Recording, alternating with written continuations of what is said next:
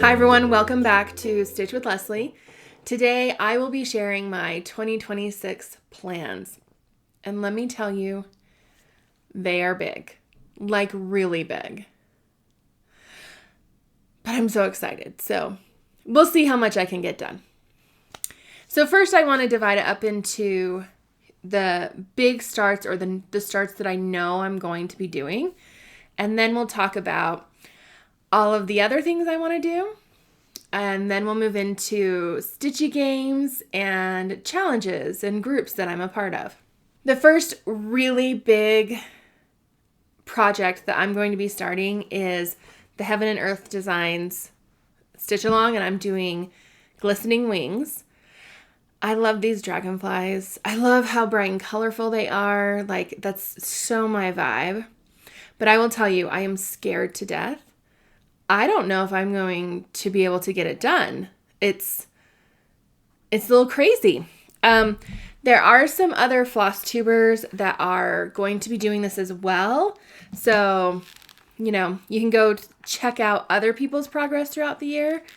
And I've listed them below as well, or linked them below. But the ones that I know of are Wild Fox Stitchery, Stitching with Jessie, Stitching in Chaos, and the Steadfast Stitcher. So that's just what I've seen so far as I've been watching 2026 plans videos, or if people have mentioned it in the Facebook group. So that's exciting. And if you are going to be stitching along with Glistening Wings and you have an Instagram or a YouTube channel, please comment below so that I can follow you and support you and share with other people all the great things that you're doing. So I have yet to kit this up.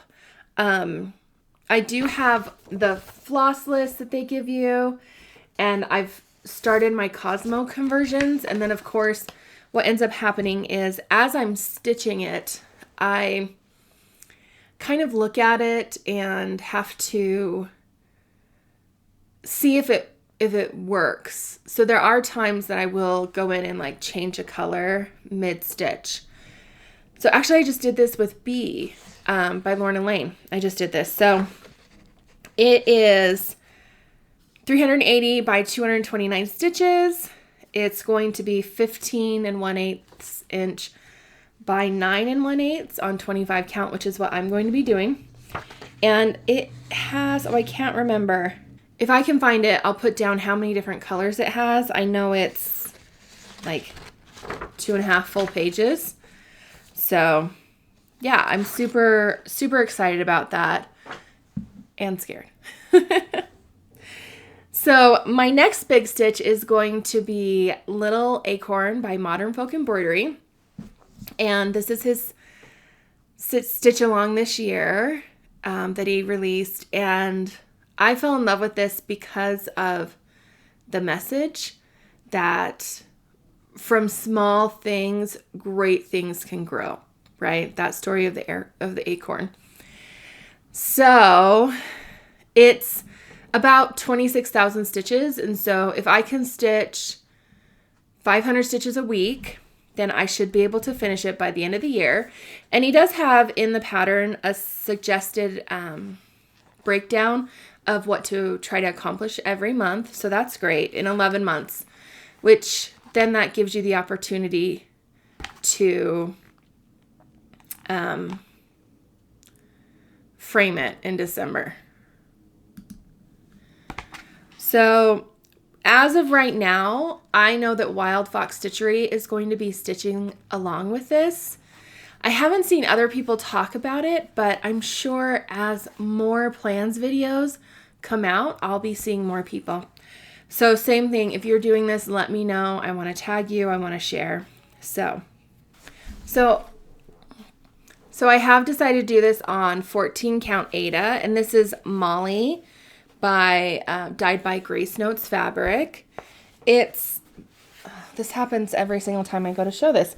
It looks actually a little bit creamier than it's showing up on camera, and there is a slight modeling to it.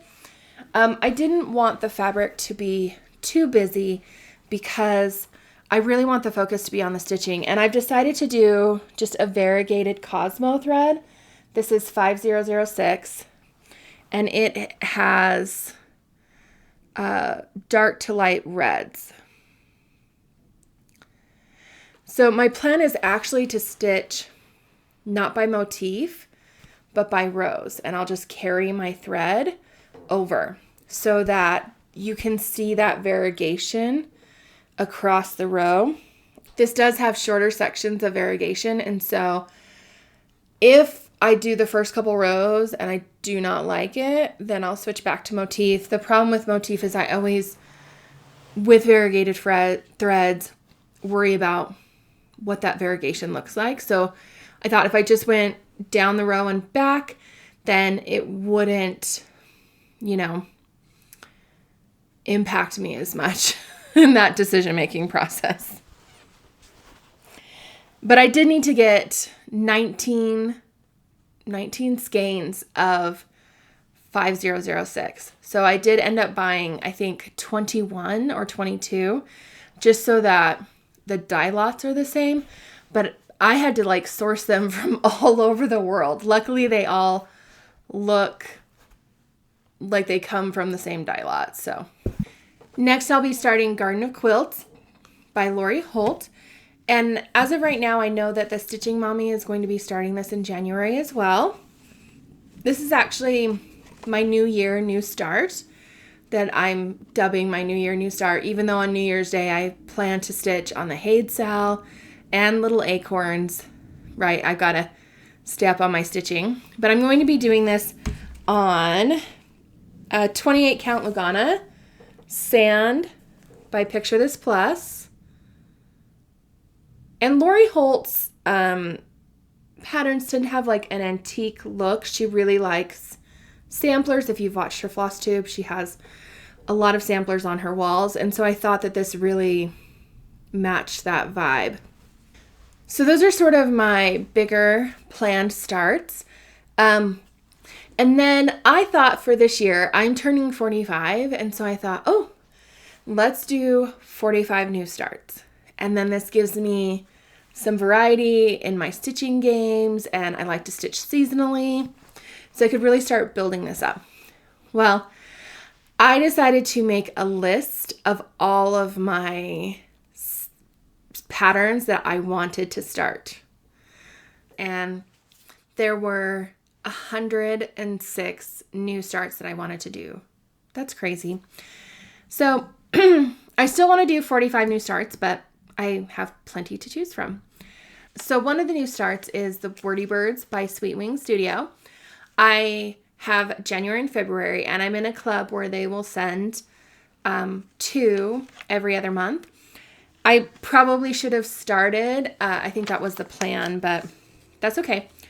I am going to do January on the called for fabric. Let's go to the other side. It is Aqua Fresca 28 count Lugana by Grace Notes Fabric. So pretty. And, when you buy hand-dyed fabric, sometimes it takes a while to come. So I'm glad I'm not trying to finish this by the month that it's in, but I am trying to stitch on it in the month that it's in. And then February, 28 count Lugana, and I got, and this is Almond Milk. This is also the called for color. And the model was stitched on 32, but I'm okay if it's a little bit bigger. That's totally fine. I really like stitching on Lugana. And I think I'm going to like this. It's a little bit stiffer than a hand-dyed fabric, and I like that. I think that will be easy to hold in my hand. So I want to do, or at least start, each one of those in the 12 months. So that's a plan.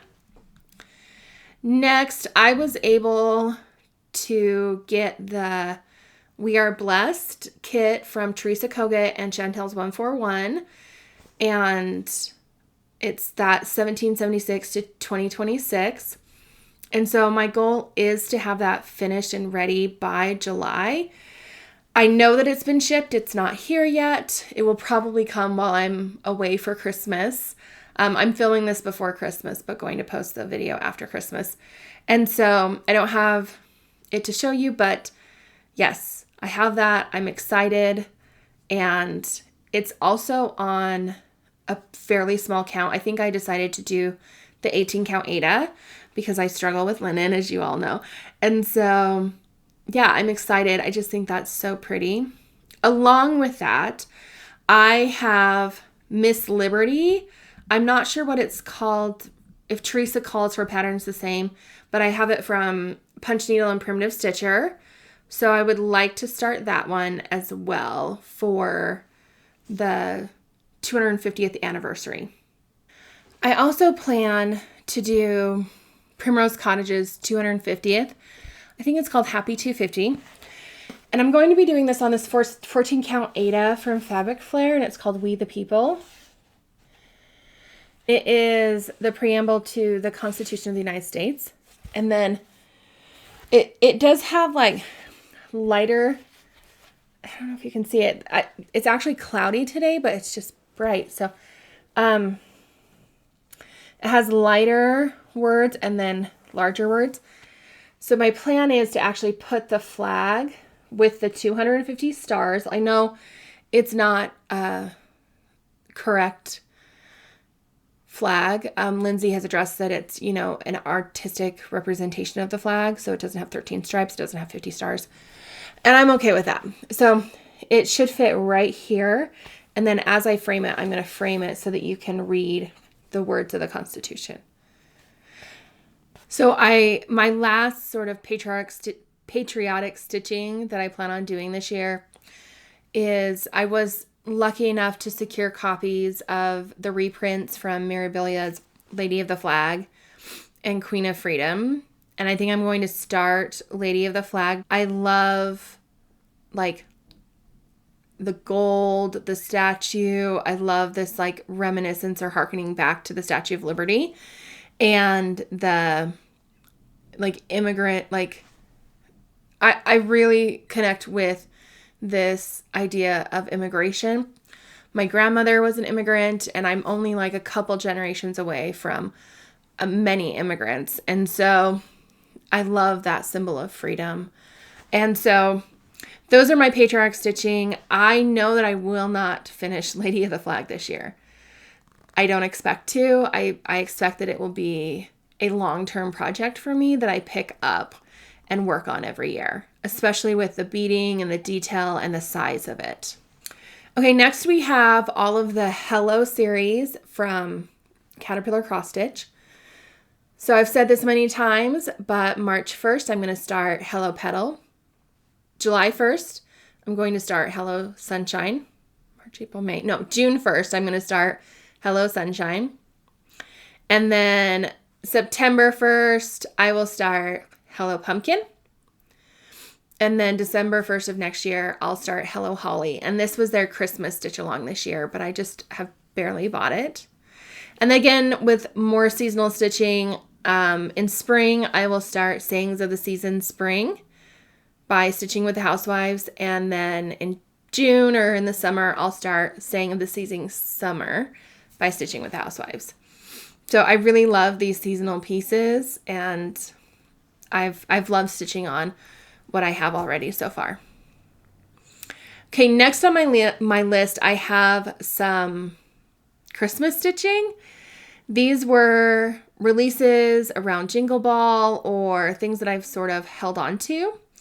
So first we have the Santa Wreath by Teresa Koga. It was in the Jingle Ball Baubles book from last year, and I did buy that. It was also released for this season. I just love the Santa. I love the wreath. I love the little star. But I feel like it also has a sister pattern, and I don't know if Teresa has mentioned that before, but it is Delivering Stars by Teresa Koga, and it was just published in the winter edition of the Punch Needle and Primitive Stitcher. I mean, how cute is that? We have a Santa with little fairy wings holding a star, like, delivering the stars, putting them up in the sky. I just think this is so cute.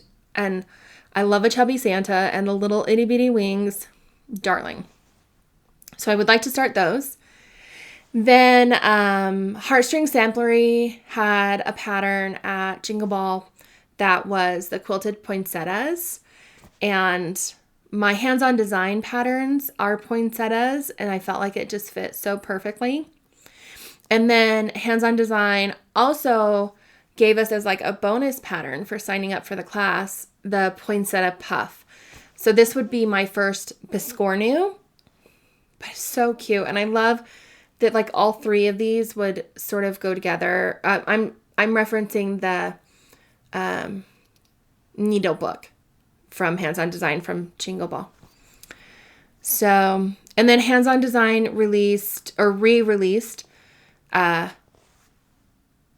never know how to say this word. Is it Hygge Holiday? I just think this is so pretty. So pretty. And my last Christmas piece that I might start in September for Sampler September it's technically called the Noel Ornament Sampler by Samplers and Primitives. This came out in Fall Market this year. And I'm going to be stitching this on a 32 count Lugana Murmur by Picture This Plus. Oh, the color, it's so bright. But it's sort of a peachy pink with some modeling. So those are my big Christmas plans, unless I get further down the list and I remember that I put some other Christmas plans on here. So next, I would like to do the Window of Time series by Cochetta Gogo. And so here are the pictures. So they come in 3 different sets of patterns for each. They're monthly. So again, the plan would be to start one each month. I would also like to do the Quaker series from Primrose Cottage. And I did ask for some of these patterns for Christmas, so we'll see which ones I get. I currently have Spring Quaker, Fruit Salad, and Cocoa Quaker. And then I mentioned this in my last Floss Tube update that my plan is to do all of the Free Stitch Fridays for Primrose Cottage. If you don't know what that is, if you sign up to their newsletter, on the first Friday of every month, they send out a free pattern. But 2 Fridays before that, they'll send it in the newsletter, but you can go in and buy a finishing kit and fabric and floss if you would like to. And that kind of gives you a hint to the theme because you'll get to see the floss colors and you'll get to see the backing fabric that they have chosen. And so you could totally shop your stash or you could buy those. I like buying them partly because I like trying out the different fabrics and the different flosses. And so, I'm like building my collection and it gives me a chance to try new things. So that's the plan. I want to stitch all of those. They're usually 1,000 to about 1,500 stitches. They're not very big. And there's one lady who will stitch it all in one day, the day it's released. She stitches it and then publishes it and posts it on the Facebook group. And it's pretty incredible. Then I signed up for a monthly mystery design pattern through Annie's Stitching Club. They're on Facebook. I will try to link them below. But I don't know what it is. So they do have the designers listed, and several of the designers are designers that I like. So it's an exclusive for this club, and so those will release monthly. I don't know if they'll be themed by month or if they won't be. So we'll see. So I would like to stitch those as well. I'll probably start with the ones that I like the best and then see what I think of the others. Okay. Then a few years ago, I went to Antarctica, and so it was amazing. I'm going to go back again. I loved every moment of it. And so I do have a couple penguin patterns. So the first 2 are from Etsy. I call them Penguin Standing and Penguin Swimming. I'll put below the designer because I can't remember right now and I didn't write it down on my chart. Whoops. So she calls them Penguin number 2 and Penguin number 6. I've nicknamed them, so I know which one I'm talking about. They're full coverage, but not too big. And then this Penguins on Ice from Stitches So Beautiful. Oh my, it is darling. And while it might be considered a holiday pattern, I love it. I am debating though about doing like a cropped version, close up on the penguins, but we'll see. It's just so beautiful. And yeah, so I would like to get a start on those. All of those are full coverage. I know that they will take me some time. Next, I would like to do the etching series from Heart and Hand.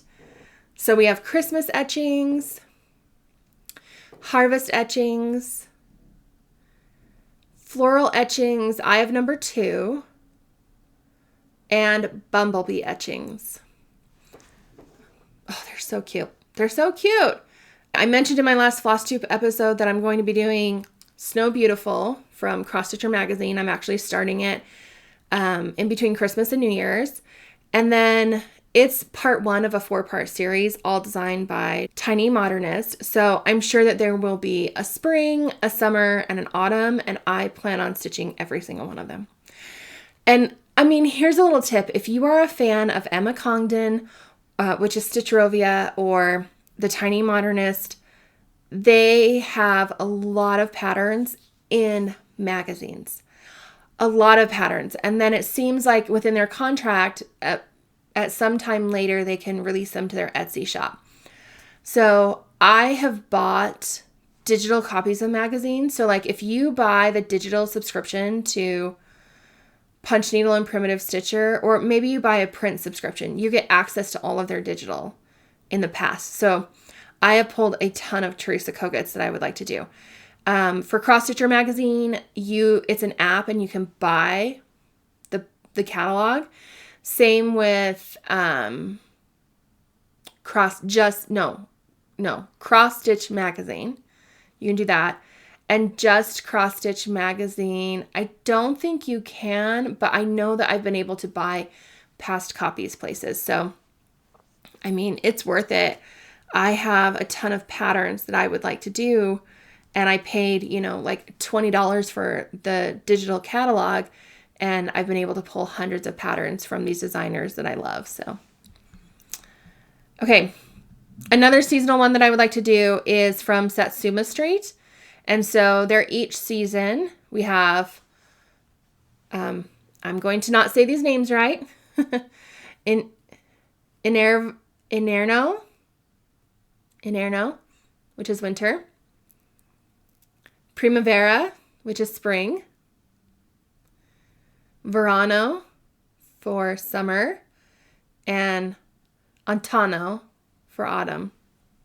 Next on Etsy, I found these patterns by a designer called Create Your Desire. She has the seasons but dreamy. So here we have Dreamy Winter,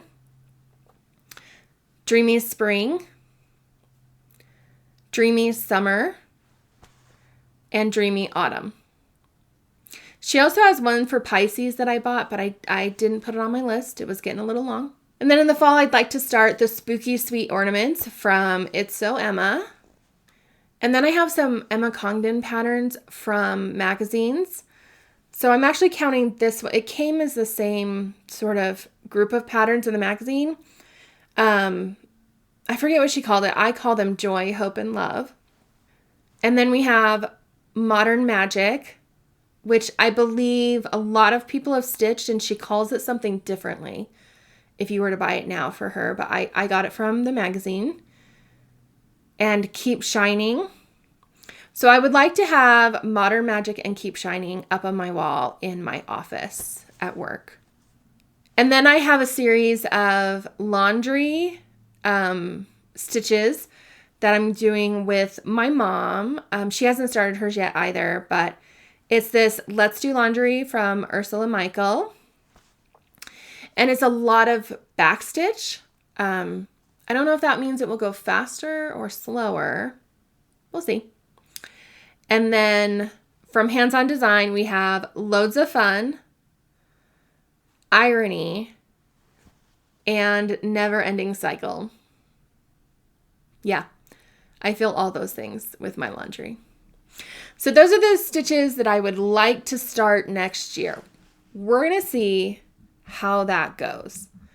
So one thing that I am going to be doing is anytime I have like an open stitch or an open night, or for one of my games when I need to choose a whip or those sorts of things, I'm going to use this board that I created. Thank you, Canva. And I'm calling it Roll for Cross Stitch. So how it works is you're going to take 2 dice, it's just regular 6-sided dice, and you're going to roll both of them. So let's say you roll a 3 and a 4. You'll come down the 3 column and over to the 4, and in there I have spring. So I get to work on, or I'm going to assign a whip to that person that's spring related. If we were to roll doubles, you can see I've colored those pink or shaded them pink a little bit. Those are either new starts or my choice. So in here I have designers that I like a lot, like Caterpillar Cross Stitch, Primrose Cottage. I have Tiny Modernist. Then I have, in Heart and Hand, I have sizes. So I put the sizes of my whips in my tracker. So extra small, small, large, medium, and then BAP. Then I have magazines, so stitch something from a magazine. I have 12 Days of Christmas ornaments, Halloween, Valentine's, Christmas. So, and there are things, and then I have the 4 seasons. So there are things that could fit multiple pieces, right? And so this is how I'm going to, when I don't want to make a decision, I can just come to my board and roll the dice and do that. So let's talk about my Stitchy Games that I plan on doing. So the first one coming up is the Traitors. If you've never watched the Traitors, it's like over the top, dramatic. I love it. But it also reminds me of some games that we played when I was a kid. So at girls' camp or activities with friends, we would play 2 games that were really close to the Traitors. The first one was called Murder in the Dark. Okay. And one person, like usually we would like draw numbers or draw pieces of papers, and one person would be assigned to be a murderer. If we had a big enough group, we would have 2 people be murderers. So you look at your paper, you see if you're a murderer. Then like everybody is sitting in a circle and you're holding hands. So the murderer would start squeezing their hands. And the goal is to do 1 session at a time. If you have 2 murderers, then you have 2 rounds going. So let's say I squeeze my left hand 5 times to the person on my left. They would then squeeze 4 times to the next person, 3 times, 2 times, and then whoever gets just 1, they're dead. And after each round, so they have to leave the circle. After each round that somebody dies, then we make accusations of who you think the murderer is. And then you would ask, are you the murderer? And you had to say yes or no, right? So that's a simplified version. But we called it Murder in the Dark because we would turn the lights down low so you couldn't see like each other's hands, and you would keep them down to your sides. That one was great at like girls' camp around the campfire. Another one that we played, what we called it Mafia. And so here's how it works. You have a host, a narrator. It's great to choose someone who likes to tell stories. You would have, depending on the size of the group, 2 or 3 mafia members and 2 or 3 policemen. And everybody else would be a citizen. And so how it would work is the host would go around and tap the people who were mafia, right? They would open their eyes, look at each other like clock, like who's mafia? Okay, close their eyes. Then they would go around and they'd say, okay, if I tap you, you're a policeman. And they would tap the policeman. They would open their eyes, look at each other. Okay. Then they would say, okay, mafia, who do you want to kill? And the mafia silently, like giving each other hand signals, would have to point out who they want to kill. So then they would choose somebody, they'd close their eyes again, and the whole time everybody else has their eyes shut. And we're usually sitting in a group, but it doesn't need to be a circle. Then the policeman would open their eyes. They'd say, okay, policeman, open your eyes. And the policeman didn't have the power to kill anybody because they're the good guys, but they could ask about somebody. And the host would say, either nod their heads, yes, they're a mafia member, or no, they're not. Then everybody would open their eyes again, and it would be up, then the host would tell this, creative, grandiose story about who died and how, and they would basically say, while your eyes were shut, the mafia killed you. That person is now out of the game. They can keep their eyes open the whole time, but they can't talk at all. Now, all the citizens, police officers, mafia as well, could basically vote on who they think, accuse who they think the mafia member is, and whoever got the most votes would be killed or kicked out of the game or whatever. And so you're trying, the mafia are trying to be the only ones left alive. The policemen and citizens are trying to kill the mafia members. Oh, not kill. We didn't say kill. They would vote to be arrested, right? So you would vote to arrest somebody. And when you arrested them, we never, if anybody could be accused, and so you would have multiple people accused at one time, you would all defend themselves, you would all defend yourselves, and then everybody would put their head down, and then you would vote. So if you would like to arrest Leslie, everybody raise your hand, right? But you can't see how other people are voting. So, yeah. So that way, if a mafia member was accused, you wouldn't know that the other mafia members were protecting them. Okay. So then they would all open their eyes. They would tell a story about who got arrested and what evil crime that they did. And then they would say, I'm a mafia member, I'm a policeman, I'm a citizen. Then we'd move on to the next round and we'd start over, where the mafia would choose somebody to kill. The policeman would choose somebody to investigate to see if they were mafia or not. Then everybody opens their eyes, accusations start. Then someone's arrested. So when the Traitors came, I'm sorry, that was a really long explanation, but now if you want to play Mafia, you know how. So the Traitors is actually a TV show that's basically Mafia. So when this came out, I was so excited. I've seen every season, the UK seasons, I love this. So the only difference is, in the show, they have a prize pot. So every day during the day, they are competing challenges, and depending on how they do, so much money goes into the prize pot. Then that night, they have what's called the banishment ceremony. And this is where you can accuse people of being a traitor. And once there's sort of consensus, then they vote.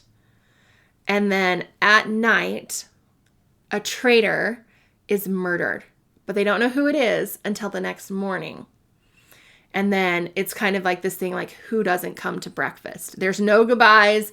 There's no and you also don't know, if they're murdered, you have to assume that they're a faithful, right?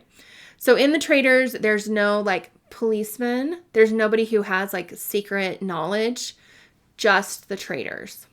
So here's how the Stitchy game is going to run. For all the money that they get in the prize pot, so for each episode, they will earn, I'll divide that number by 100, and then that's the number of stitches that they get. So I put a little note down here. So for example, if they won $35,000 on that episode, then I will do 350 stitches into my prize pot whip. So I'm going to have a whip just for the prize pot. And then at the banishment ceremony, because this is really like the fun, and so you kind of have to pay attention of what's going on. If a faithful is accused, I'm going to do 50 stitches on their whip. If a traitor is accused, I'll do 100 stitches because the goal is to get the traitors out. If a faithful is banished, I'll do 200 stitches on their whip. And if a traitor is banished, we'll do 300 stitches because you can accuse a traitor and everybody could vote and they could be right that that person is a traitor. So every time a faithful is murdered, I'll do 200 stitches on their whip because now they're out of the game. At some point in time, if a traitor is banished, they can recruit a new traitor. But I've been in games where they've tried to recruit a traitor and have not been successful.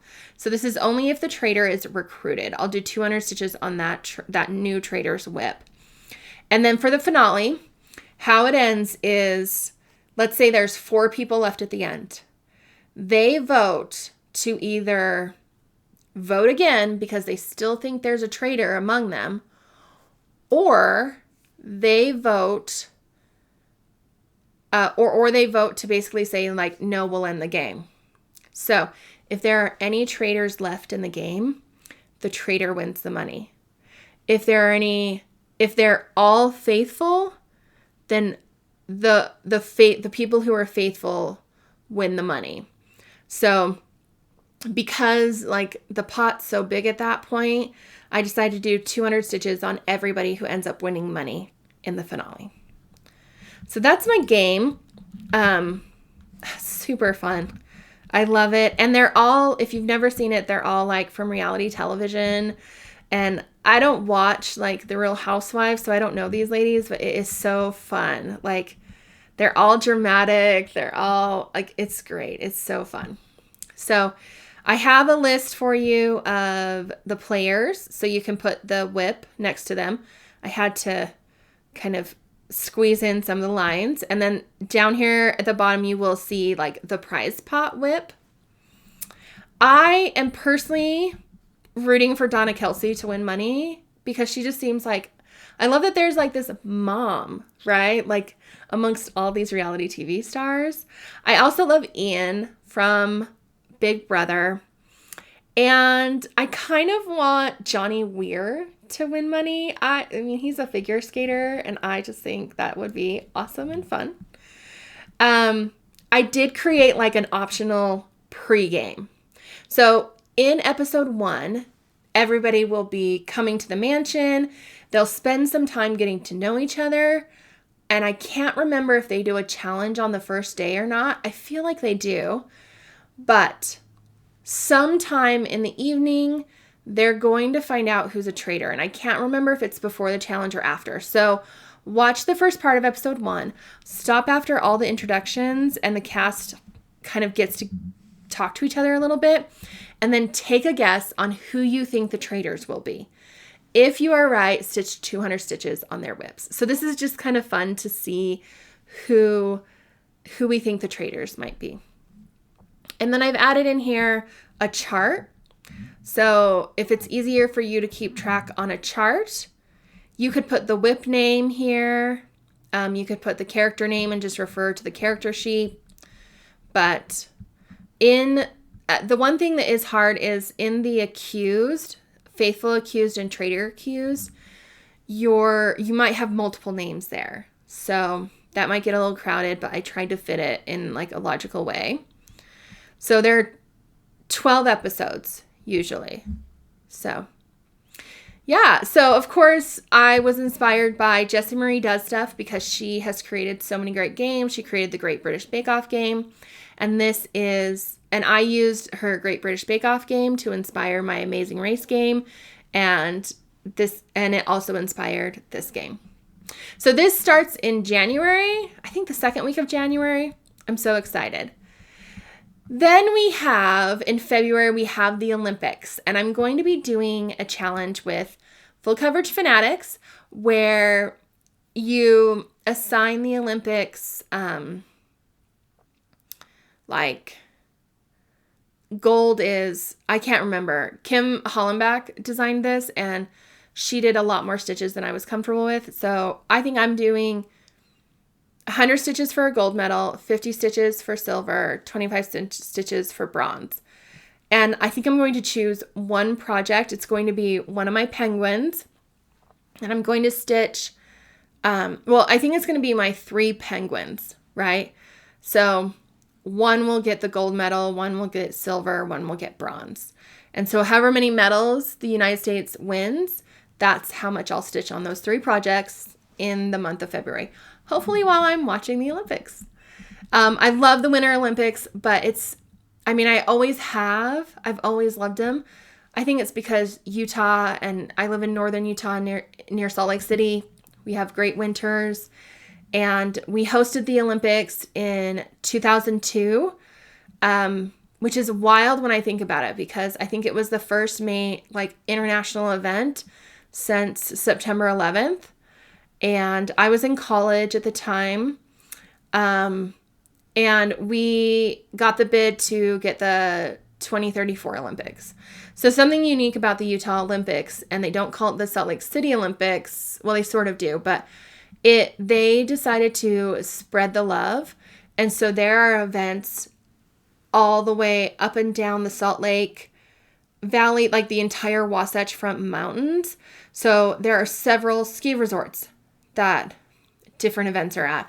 They have the ice skating rink in a different place than the hockey rink, and it's spread over 100 miles.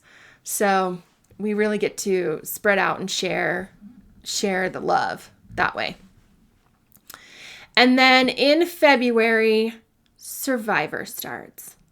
So I really want to thank, of course, Jessie Marie Does Stuff and Making Things with String, because, Making Things with String, they did Survivor this fall. So I watched them. I didn't do it. I was doing my Amazing Race at the time. But this is Survivor 50. And they're bringing back old players. And they're kind of doing some kooky things according to the promo. So I've made a game, but this might have to really be adapted to see how how things change. I tried to make it pretty simple. So if you've never watched Survivor, they start in tribes. There are 3 tribes of 8 people, 8 castaways. And then they have something called the merge. And that's where they merge all together into one tribe. And it's completely individual from then. But I like the individual aspect of the game. So I have tribe stitching. And I had to really lower these numbers to be able to do it. If a tribe wins the challenge, they get 100. Then if a tribe saved from tribal council, and that usually happens because they get second place in the challenge, they get 100 as well. And then the tribe that goes to tribal council to vote somebody off will get 200 stitches. Then we have individual stitching. So if they win a challenge, it's 100 stitches. And that will only happen if they go on an individual advantage or journey or something like that. Or when we get into the individual game. Then we have, if an idol or an advantage is found, they get 200 stitches. That's a completely individual thing. So an idol is an immunity idol, but advantages could be, they get extra votes at tribal, they get to block a vote, they have the knowledge is power, or they get an advantage in a challenge. They get to start before everybody else or something like that. If an idol or a challenge is used, then it's 100 stitches, but they can often use these on other people. So if they use an idol to save somebody else, then the person that they use it on will get the points. Or if their advantage is actually to give somebody else a disadvantage in a challenge, then whoever gets the disadvantage will get the stitches. If somebody uses an idol and it saves them either for themselves or for somebody else, like that person got votes in tribal council, could have been voted out, then I'm going to do 200 stitches on the person who was saved. And then in an elimination, if it's a blind side, so like they had no idea that this was going to happen, then I'm giving them extra stitches. They get 300 stitches on their whip. And if it's an elimination, they get 200 stitches. So I have a page that has the tribe name and the whip, and then any new tribes, because you don't know from season to season how people will be eliminated. And so sometimes they go 3 tribes and then they shuffle them all up and do 3 tribes again. Sometime in the last few seasons, they've done 3 tribes and then shuffle and then do 2 tribes. So I just added some extra here. And then here is everyone who is playing. And I always like to just write down who I think is going to win. So I decide after the first episode or during the first episode who I think is win. Who do I want to win? Oh, gosh. Coach has played a lot and not won. Sari has played a lot and not won. I think this is her fifth time on Survivor. I'm not sure. I really like Charlie. Emily grew on me. She was quirky and weird, and her and Charlie were in that season that went like haywire. We're like, before every tribal, they were basically like, my vote's up for grabs. What are you going to do for me? I mean, they like changed the game. I really liked how Rizzo played this season. I'm interested to see how Savannah does, because this season, Rizzo and Savannah were in 49. She was a beast, a comp beast, but struggled with the social game, and I wonder if she's going to change her strategy. So, yeah. And then I have a chart. So I have tribes that go to episodes 6 and 7 because it's changed in various years, and I wanted to make sure there were enough spaces. And so here I just have the tribe save, tribe goes to council. And then I have after the merge where it's just a challenge win, idol found. Oh, and a challenge could be an immunity challenge. It could be the reward challenge. It can be any of those. So, and I think I put it down on my list. It could also be like the supply challenge that happens in episode 1 or the maroon challenge. So because we are not quite sure how this is going to play, we have to kind of account for that. And then for the finale episode, I have 100 points for whoever loses at fire, 200 points for whoever wins the fire challenge, and 300 points for the final survivor. So I'll be starting this in February. It usually goes 11, 12 episodes, so we'll see how that goes.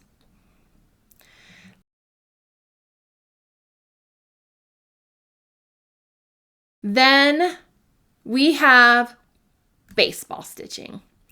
And I'm going to, I love baseball.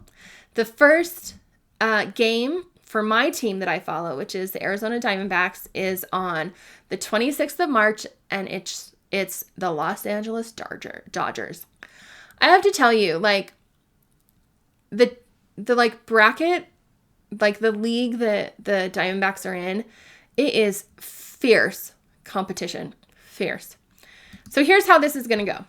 Because there are, a lot of games in Major League Baseball, here's how I'm going to do points.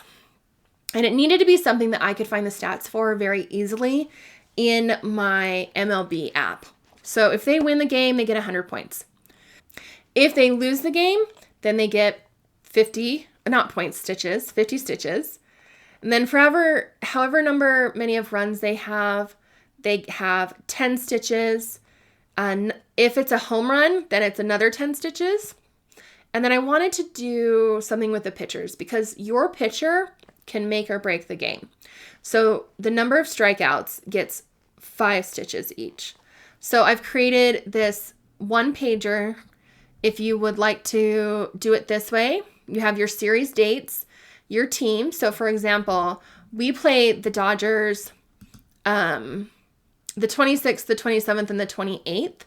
And so it's a 3-game series, but it could be anywhere from a 2-game, 3-game, or 4-game series. So I put 4 games there.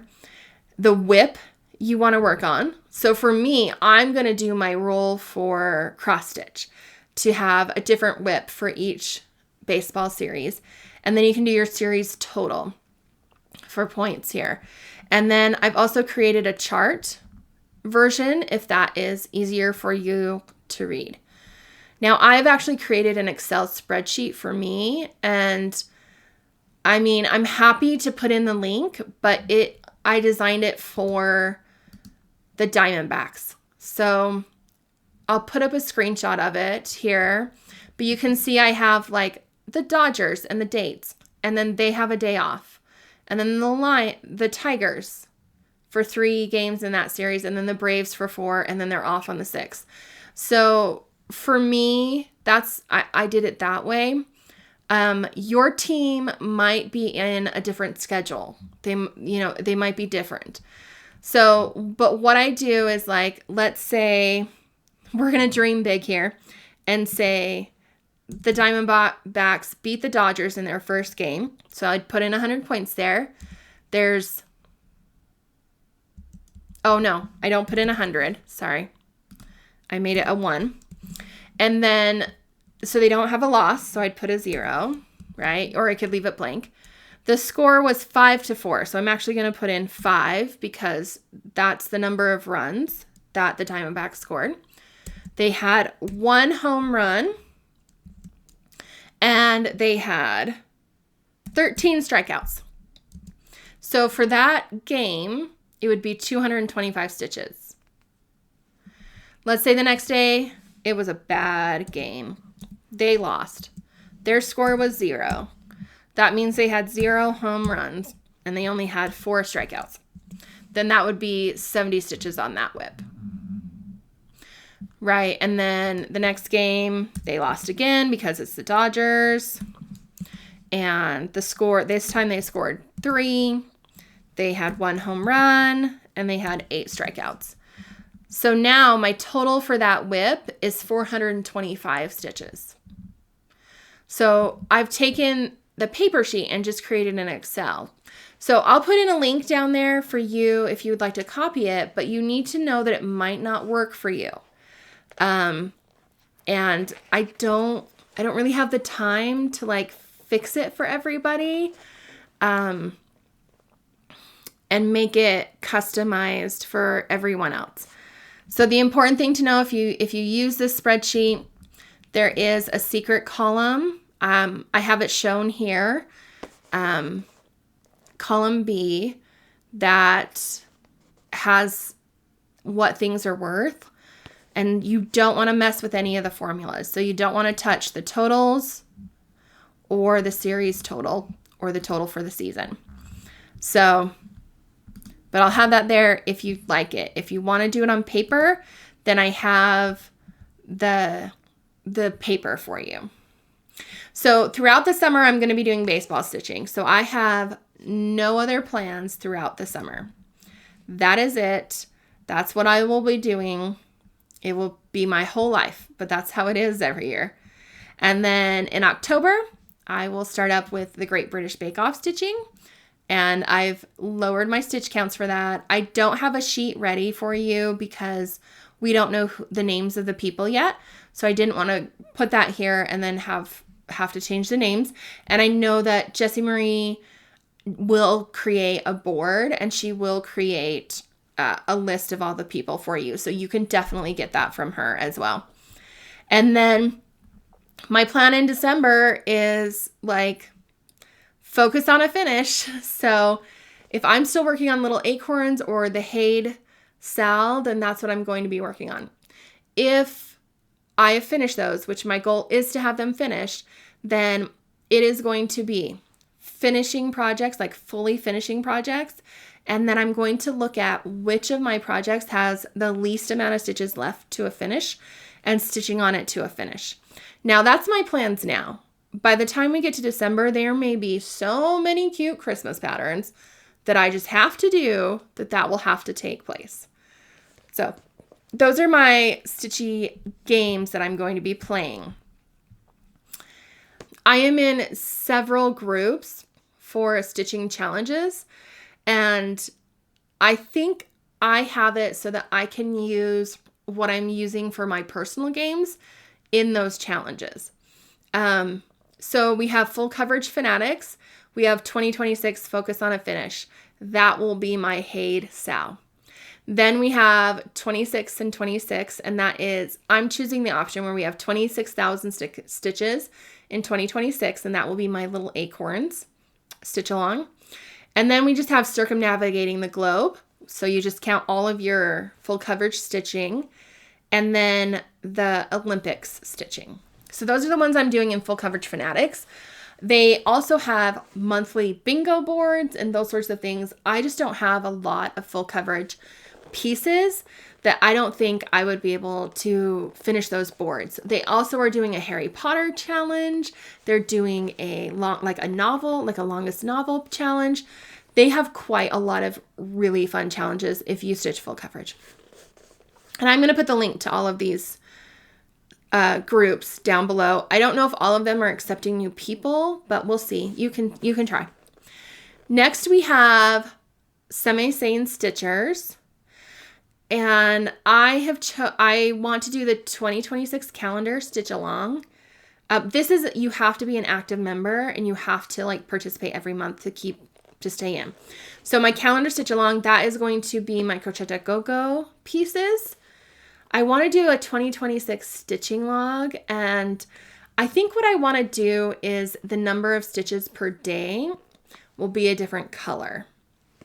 And so it's kind of like in a bullet journal where they have the trackers where they color in a square for each day for something like that, but in stitches.